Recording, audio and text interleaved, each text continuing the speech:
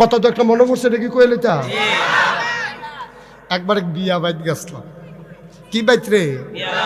না আওয়াজের লিখে কথা কন যে কি বা এবারে কয় না আমি এখন যাইতাম না, বিয়া বাইত বয়স হয়ে গেছে গা। আপনি কোন না আমি এনে গেছি, আপনি কইতে সমস্যা কিতা? কই গেছিলাম রে?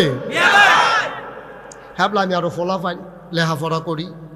তো বিয়া বাইত গিয়া ফোলা পাইনে ওই শয়তানি করতে করতে মুরব্বীরা গিয়ে হইতে লাইছে, আর জায়গা নাই। আমরা ফলাফেন গিয়া দিই মুরব্বীরা নাক ডাইকে ঘুমাইতে আস। তখন জাগা পাইব কো হুতনের লিগে বিয়া বাইত কি আরেকবার তুললে হুতন যাব? অহন কি তা করো?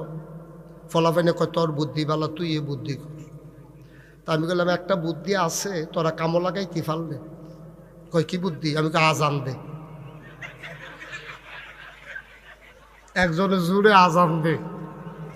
যেই ঘরে মুরব্বীরা ঘুমাইছে এই ঘরের কান্দাত গিয়ে হাতে যে আজানো আসসালা তো খাইরু মিনার নাম বেড়াইয়া